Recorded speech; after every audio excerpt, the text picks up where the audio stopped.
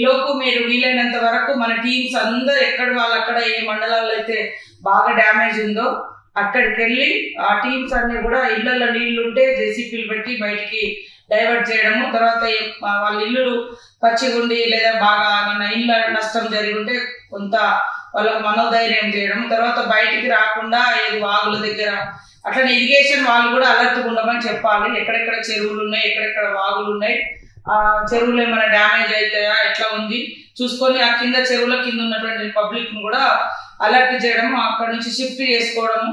తర్వాత అందరు అధికారులు వాయిస్ రికార్డ్ చేసి ఆ మండలాల్లో అన్ని గ్రామాలకు చేరేటట్టుగా తడిసిన ఇళ్లలో ఉండద్దు. అదేవిధంగా కరెంట్ పోల్స్ కూడా ఎలక్ట్రిసిటీ వాళ్ళు కూడా అలర్ట్ ఉండాలి.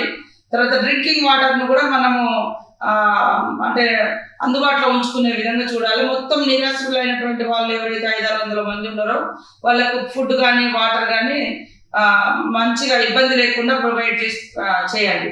తర్వాత RNBPR వాళ్ళు కూడా ఎక్కడెక్కడ డ్యామేజ్ అయినాయి అవన్నీ తిరిగి అవన్నీ నోట్ చేసుకోమని చెప్పండి.